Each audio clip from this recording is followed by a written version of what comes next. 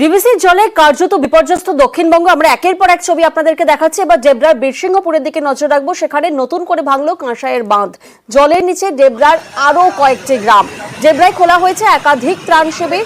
প্লাবন পরিস্থিতিতে ডেবরায় ক্ষতিগ্রস্ত বেশ কয়েকটি বাড়ি। দেখুন ডেবরার ছবিটা এই মুহূর্তে আপনাদেরকে দেখাচ্ছি, যেখানে একই ছবি, সর্বোচ্চ একেবারে জল থই থই পরিস্থিতি। আমরা উদয়নারায়ণপুরের ছবিটা দেখলাম, আমরা আমটার ছবিটা দেখলাম, ঘাটালের ছবিটা দেখলাম এবং ডেবরা সেখানেও কিন্তু একই ছবি। এখানে ত্রাণ শিবির খোলা হয়েছে, কারণ ডিভিসির জলে বিপর্যস্ত দক্ষিণবঙ্গ। কাঁসাইয়ের বাঁধ ভেঙে বিপত্তি। প্রতিনিধি দিগ্বিজয় এই মুহূর্তে আমাদের সঙ্গে রয়েছেন। সরাসরি দিগ্বিজয় থেকে একটু জানার চেষ্টা করি। দিগ্বিজয়, ত্রাণ শিবির খোলা হয়েছে আমরা দেখছি, সেক্ষেত্রে গতকালের থেকে কি আজ পরিস্থিতি একটু হলেও স্বাভাবিক হচ্ছে?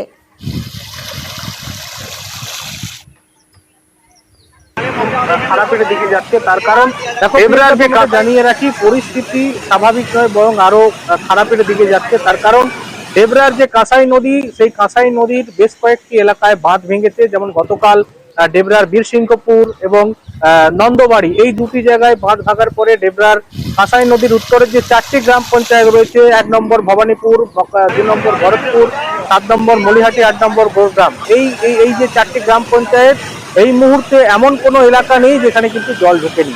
চাষের জমির সকলের থেকে ক্ষতি হয়েছে এবং প্রচুর বাড়ি জলমগ্ন, এবং প্রশাসনের পক্ষ থেকে বিভিন্ন জায়গায় ত্রাণ শিবির খোলা হয়েছে, তাদের শুকনো খাওয়ারের ব্যবস্থা করা হয়েছে। এই মুহূর্তে আমি একটু ত্রাণ শিবিরে দাঁড়িয়ে আছি 3 নম্বর সত্যপুর গ্রাম পঞ্চায়েতের টাবাগেড়া এলাকায়।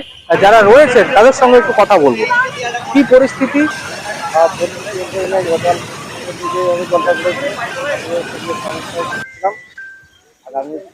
খাওয়ার জল দিয়েছে, এখানে পিএইচই জল দিয়েছে, শুকনো খাবার দিয়েছে, দুপুরে খাবার কি দেওয়া হবে বলেছে? খাবার যেটা দেওয়া হবে। কতগুলো বাড়ি জলের তলায়? 17টা। এই ত্রাণ শিবিরে কতজন আছে? আর কদিন থাকতে হবে জানেন? থাকতে হলে যখন না নদী জল খেয়ে যায় তখন বাড়ির। ঠিক আছে। আর প্রিয়াঙ্কা, তুমি শুনছো, যতক্ষণ না পর্যন্ত নদীর জল নামে ততক্ষণ পর্যন্ত কিন্তু তাদেরকে এই ত্রাণ শিবিরে থাকতে হবে।